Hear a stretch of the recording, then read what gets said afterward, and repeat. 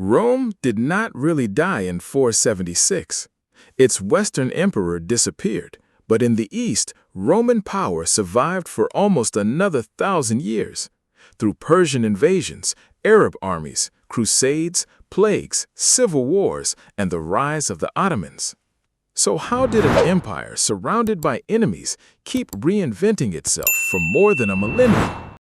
To understand the Byzantine Empire, we first need to abandon one of the most misleading ideas in history.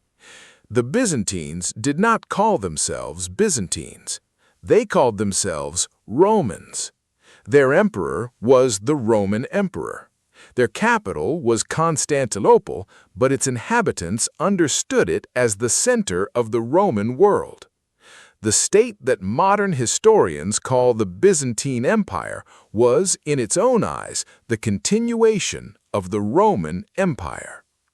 And that continuity began long before the fall of Rome. In 330, Constantine the Great established Constantinople on the site of the ancient Greek city of Byzantium, transforming it into a new imperial capital. Its location was extraordinary. Constantinople sat between Europe and Asia, controlling access between the Black Sea and the Mediterranean. It was positioned on a peninsula protected by water on 3 sides, while its landward approaches could be heavily fortified. The empire that emerged around this city inherited Rome's institutions, laws, military traditions, taxation systems, and imperial ideology. But geography gradually changed the character of the state. The western provinces were increasingly lost to Germanic kingdoms. North Africa fell to the Vandals. Italy fragmented. Gaul and Hispania moved beyond direct Roman control. The eastern provinces, meanwhile, remained wealthy and urbanized. Egypt supplied grain. Syria connected the empire to Asian trade. Asia Minor became a critical agricultural and military base, and Constantinople became the political and economic heart of the surviving Roman world. So, when the Western Roman Empire collapsed in the 5th century, something unusual happened. The Roman Empire did not disappear. It shrank. And that distinction would determine the next 1,000 years. The Eastern Roman state would become more Greek-speaking, more Christian, and increasingly distinct from ancient Rome. But institutionally, it remained remarkably Roman. Its emperors ruled through centralized administration. Its officials collected taxes. Its armies defended imperial borders. Its courts applied Roman law. And its citizens continued to identify themselves as Romans. The empire had lost much of the Mediterranean world, but it still possessed something incredibly valuable: time. And Byzantine would use that time to become one of the most sophisticated states of the medieval world. The first great transformation came under Justinian I. When Justinian became emperor in 527, he inherited a powerful but unstable state. His ambition was enormous. He wanted to restore Roman authority across the Mediterranean, and for a moment it seemed possible.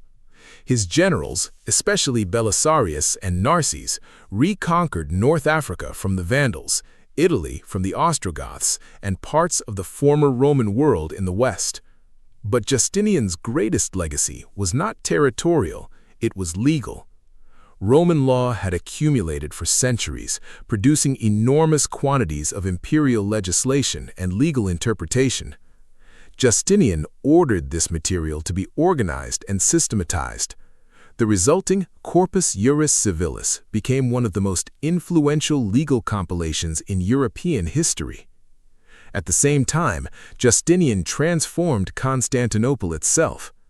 The city was devastated by the Nika revolt in 532, yet from the destruction emerged one of history's most famous buildings, Hagia Sophia.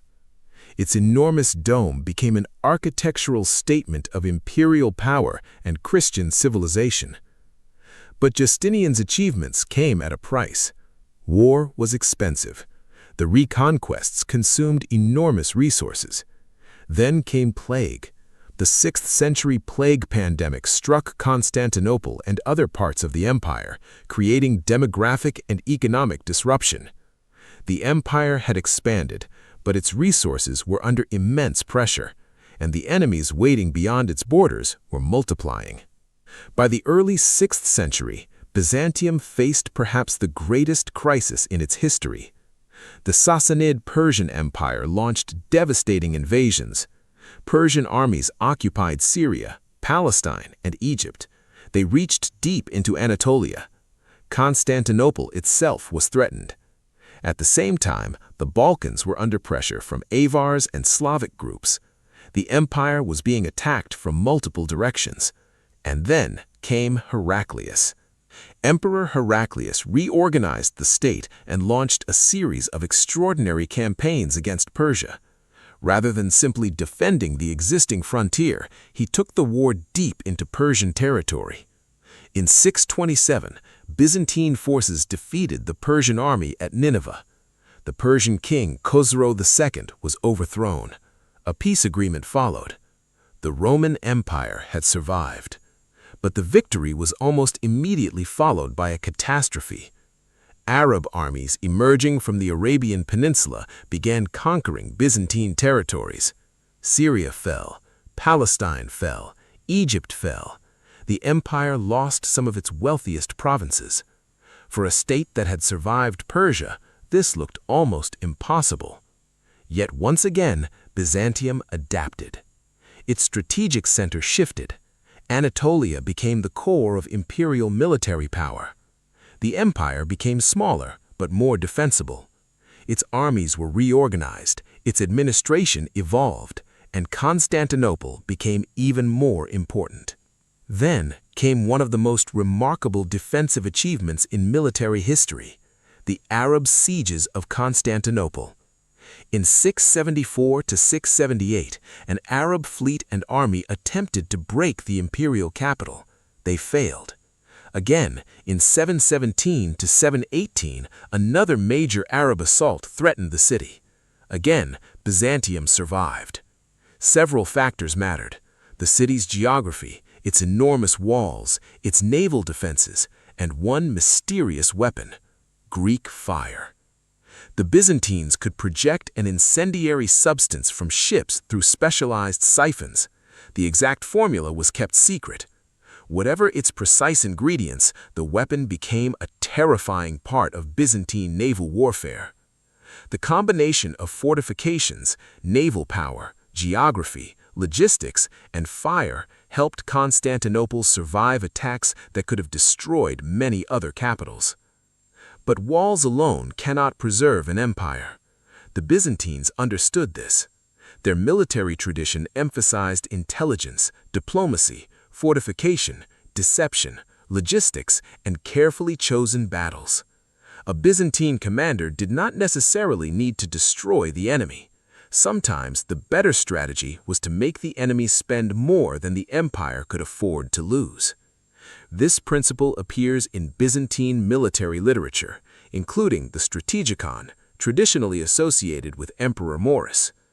The principle was simple: do not fight the enemy's strongest army on its preferred terms if you can avoid it. Use terrain, use intelligence, use alliances, use fortifications, use time, and above all, preserve the army. This was empire building through survival.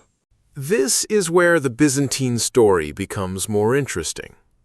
The empire did not survive for 1,000 years because it was constantly stronger than its enemies.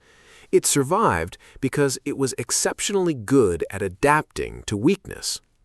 When territory was lost, the state reorganized. When military technology changed, armies changed.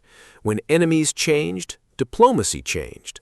When the economic center of gravity shifted, trade networks changed. The Byzantines were not simply preserving Rome. They were continuously redesigning what Rome meant. By the 7th century, Greek had become dominant in administration and public life. Christianity shaped imperial ideology. The old Mediterranean Empire had become something new, but the Roman political identity remained. That flexibility was crucial. Consider the theme system. During the 7th century and after, the empire increasingly organized military and administrative territories into themes.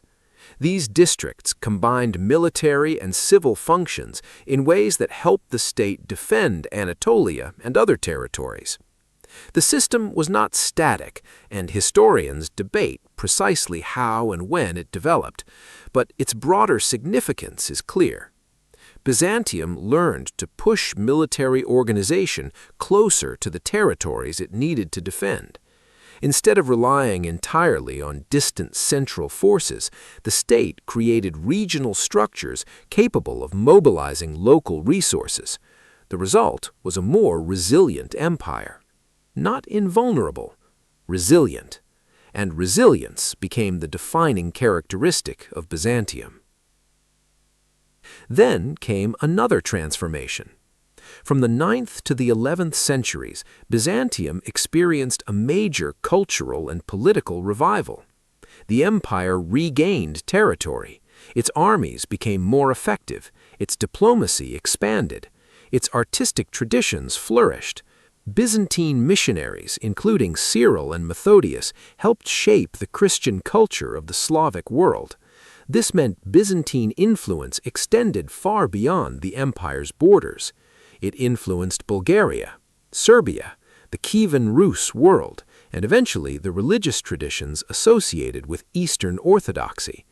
So Byzantium's power was not simply territorial, it was cultural. It exported institutions, religion, literature, artistic styles, and political ideas. And then there was money. The Byzantine gold solidus became one of the most respected currencies of the medieval Mediterranean.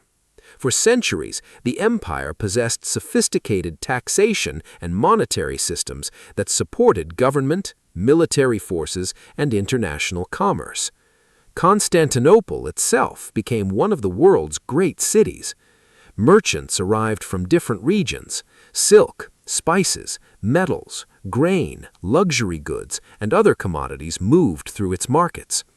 The empire's position between Europe and Asia gave it enormous commercial significance. Its wealth was not accidental. It was connected to geography, administration, taxation, trade, and political stability. This is an important distinction. Byzantine power was not based only on conquest. It was based on the ability to convert geography into revenue, and revenue into military power. Compare Byzantium with many of the empires surrounding it, and a pattern appears. The Sasanian Empire could field enormous armies. Arab caliphates could expand at astonishing speed. Crusader armies could temporarily seize Constantinople. Turkish states could gradually take Byzantine territory in Anatolia. But Byzantium possessed an unusual advantage: institutional memory. When emperors died, the bureaucracy remained. When generals failed, administrators continued collecting taxes. When provinces were lost, surviving provinces could support the state. When a dynasty collapsed, another could inherit the imperial machinery. This does not mean Byzantine politics were stable. They were anything but. The empire experienced coups, assassinations, civil wars, religious conflicts, palace conspiracies, and succession crises. But the state could survive the rulers who damaged it. That may be one of the greatest differences between a durable empire and a fragile one. A fragile state depends upon a successful ruler. A durable state creates institutions that can survive unsuccessful rulers. But Byzantium eventually encountered an enemy it could not simply outlast.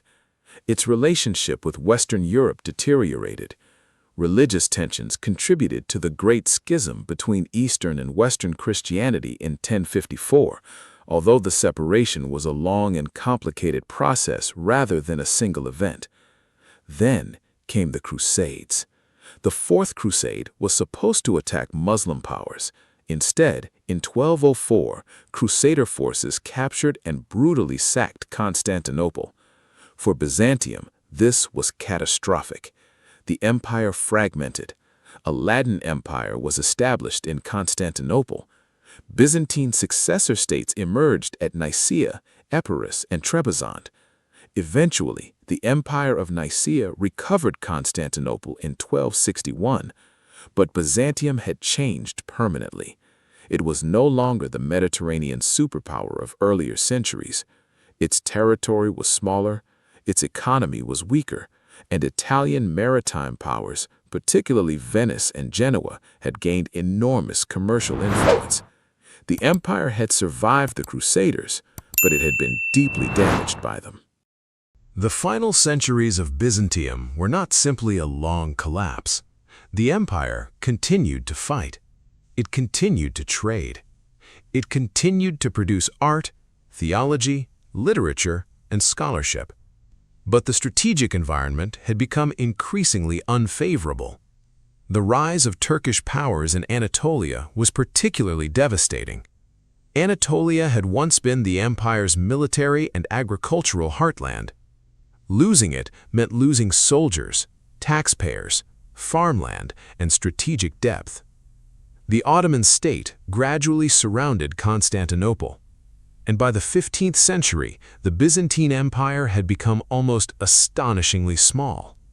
Yet, Constantinople remained. Its walls still stood. Its imperial tradition still existed, and its defenders still believed the city could survive. Then came 1453. Sultan Mehmed II assembled a powerful Ottoman army. The Ottomans possessed something earlier besiegers had lacked on the same scale: massive siege artillery. The famous Theodosian walls had protected Constantinople for more than 1,000 years. They had resisted Persians, Arabs, Bulgars, Rus, and countless other enemies. But gunpowder artillery was changing siege warfare. The walls could still resist, but they could no longer guarantee survival. On May 29, 1453, Ottoman forces entered Constantinople. The last Byzantine emperor, Constantine XI, died during the fighting. The Roman imperial state had finally ended. But even here, the word collapse needs qualification. The Byzantine Empire was gone. Its institutions were not simply erased. Its religious traditions survived. Its intellectual traditions survived. Its artistic influence survived. Greek scholars and manuscripts contributed to intellectual currents in Renaissance Europe. Orthodox Christian states continued to draw upon Byzantine religious and political traditions. And Constantinople itself became the capital of another great empire. The empire had ended, but its historical influence continued. Why does Byzantium matter now? Because modern states face a problem that Byzantium understood exceptionally well. Survival is often more important than victory. A country does not need to defeat every enemy. It needs to remain functional after the enemy attacks. That requires institutions. It requires reserves. It requires intelligence. It requires adaptable military doctrine. And it requires leaders capable of recognizing when yesterday's strategy no longer works. The Byzantine experience also challenges the simplistic idea that civilizations simply rise, peak, and collapse. Real states are messier.